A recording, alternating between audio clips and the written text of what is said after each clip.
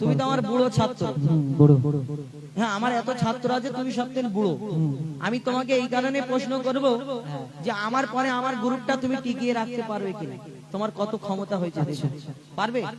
ইনশাআল্লাহ। আর যদি না পারো, পারবো না। সভাপতি ভাইকে বলবো এইখানে কোথায় পুকুর আছে, একে ফেলে দেবে। এই ঠান্ডার সময় আছে।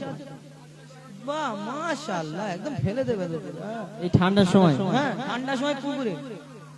আচ্ছা, আমি রাজি হচ্ছি, যদি আমি সভাপতিকে আমি এগ্রি করে বলছি, রাজি করে আমি ওনাকে পারমিশন দিচ্ছি, যদি আমি হেরে যাই উনি কমিটির ছেলেদের বলবে হুজাইফাকে চ্যাং তোলা করে পুকুরে ফেলে। তুমি কথা দিচ্ছি।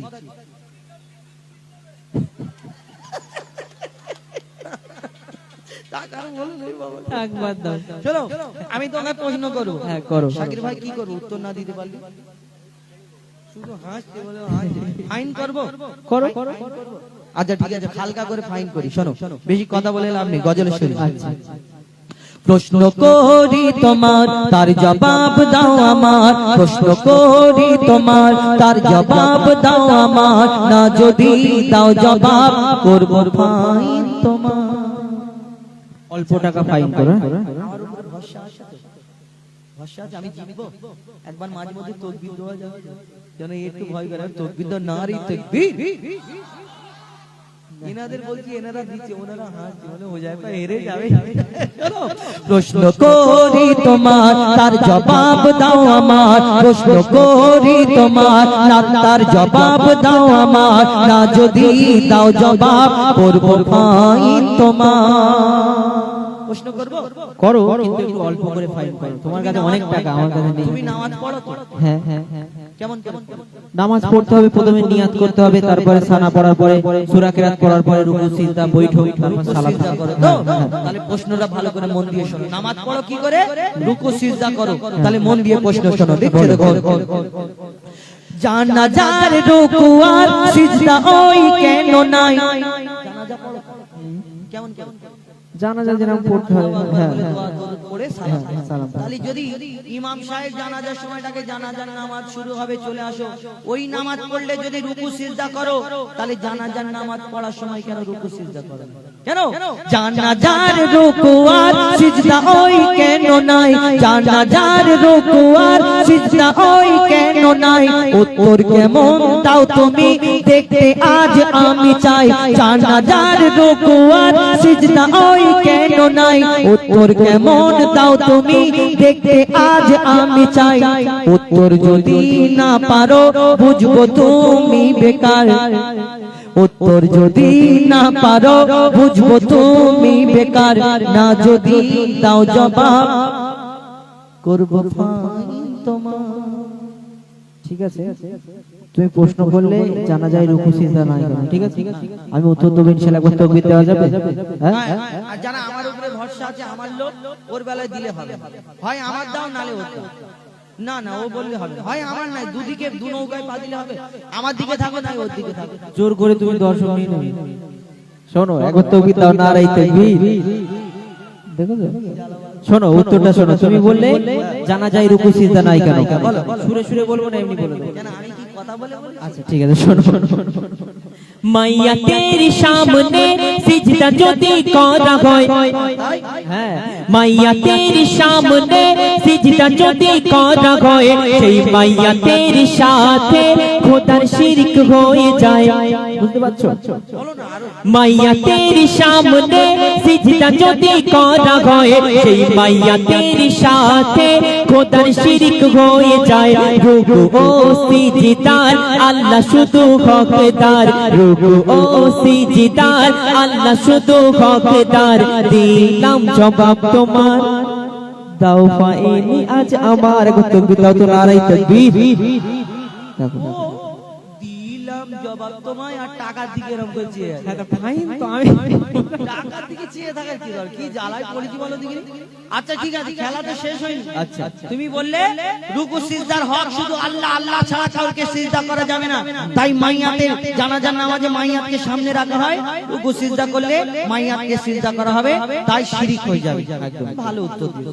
আরেকটা প্রশ্ন করি, তুমি গরু, ছাগল, দুম্বা, উট খাও তো? একদম ভীষণ খাই। গোশ খাও তো? হ্যাঁ, খেয়ে মোটা। এই গোশ খুব সুন্দর, এর দুটো চারটে পা আছে, দুটো চোখ কান আছে, সব আছে। মুখ আছে, এর গোশ খুব সুন্দর, খাও তো? হ্যাঁ, শুকর না না না সুই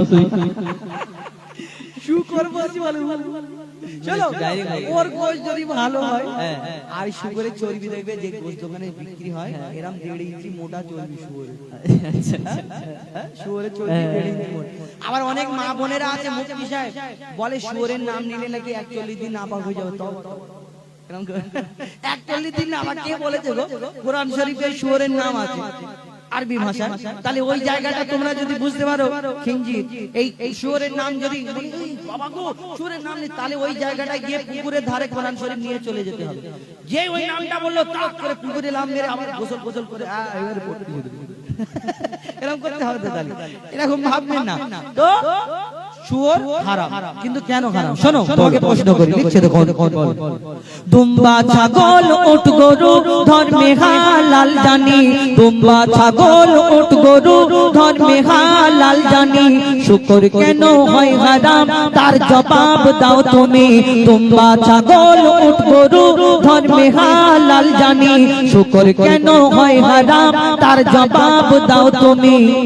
সময় দিলাম 2 মিনিট, তার বেশি আর তো নয়, সময় দিলাম 2 মিনিট, তার বেশি আর তো নয়, না যদি দাও জবাব করব ডবল ফাইন তোমার।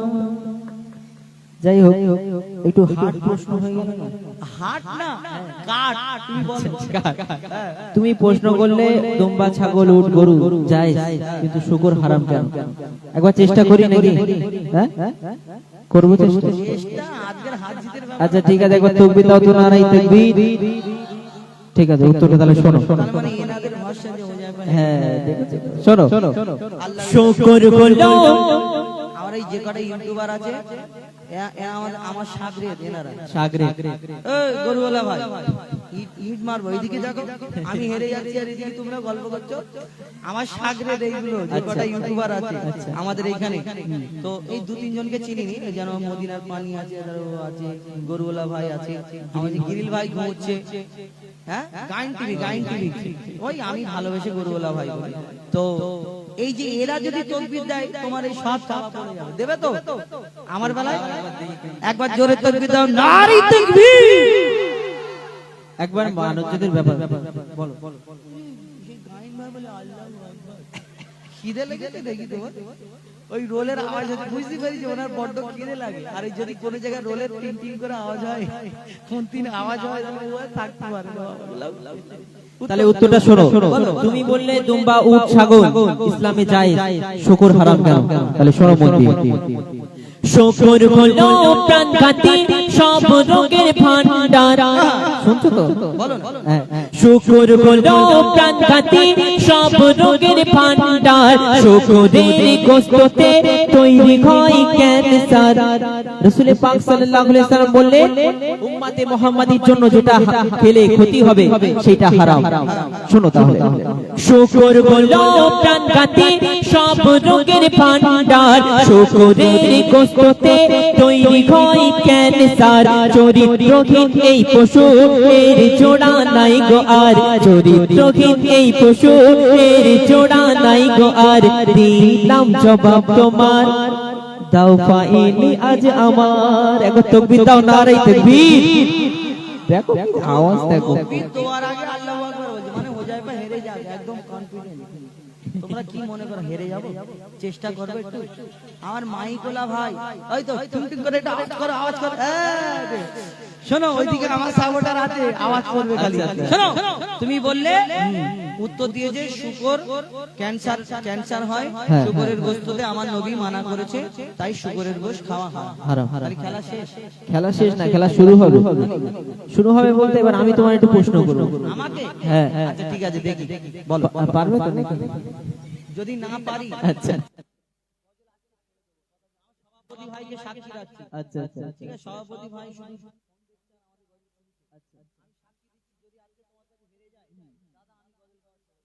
আচ্ছা প্রশ্নটা আমি এমনি করে দেবো নাকি শুরু?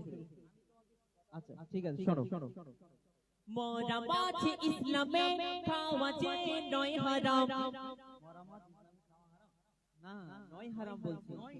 হ্যাঁ মানে হালাল। শোনো মোরা বাঁচে ইসলামে খাওয়া যে নয় হারাম, কিন্তু মরা মুরগি ওই খাওয়া কেন হারাম?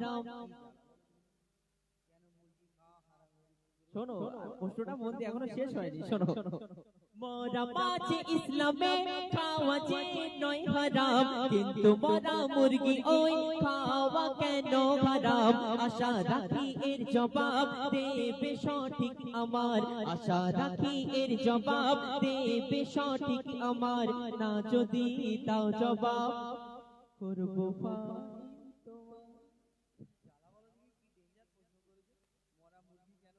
জবাই করে দিলে তো মরে যায়। না সেই মরা না, ওই জবাইয়ের আগে হ্যাঁ মরে যায়। ফাড় মুটকে ও, আচ্ছা ঠিক আছে, বুঝতে পেরেছি তোমার ব্যাপার। যখন আমরা যখন হোটেলে যাই, টুপিওয়ালা দাড়িওয়ালা যদি কোনো কাস্টমার দেখে হিন্দু হোটেলে, তখন ওই ওয়েটাররা এসে যদি বলে চিকেনের আইটেমের কথা যদি হয়, এসে বলে না হুজুর বা চাচা আমার, বা কেন আমাদের দাড়িওয়ালা টুপিওয়ালা দেখলে ওদের চাচা বলা দিচ্ছে, একটু দাড়ি যদি জন বয়সের আগে চাচা হয়ে যায়। তো চাচা মুরগি কিন্তু হালাল করে, এরকম করতে হবে আজির ভাই, এরকম করতে হবে। কেন? ওরা জানে এরা জবাই ছাড়া খাবে না, কারণ মাল মটকানো খায় না। মোটকে দিলে বলবে ও হারাম, খাওয়া যাবে না। কিন্তু ভাবুন, জবাই করলেও মরে যায়, মোটকে দিলেও মরে যায়। কিন্তু দুটোর মধ্যে তফাৎ কি শুনে রাখুন। প্রশ্নটা খুব ভালো করেছি, যার থেকে কিছু শিক্ষা পাওয়া যায়। এই মুরগির গোশটা হচ্ছে সাদা মাংস, আর ডাক্তার দেখবে শরীর খারাপ হলে বলবে রেড মিট কম খাবে, মানে রেড মাংস যেটা কম খাবে।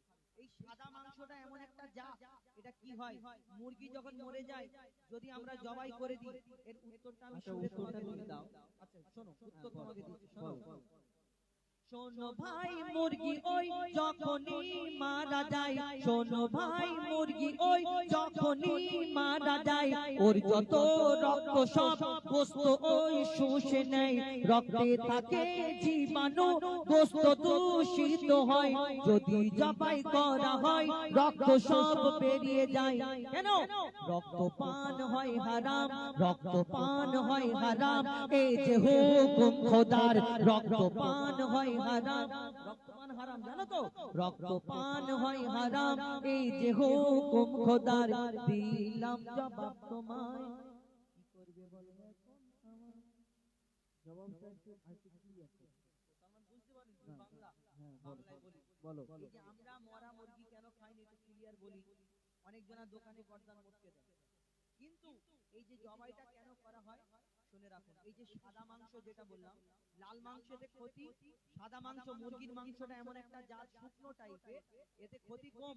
কিন্তু এই মুরগিটা যখন মরে যায় জবাই করার আগে, এর ভিতরে যে রক্তটা থাকে, সঙ্গে সঙ্গে ওই রক্তটা আস্তে আস্তে আস্তে আস্তে ওই গোশটা শুষে নেয়।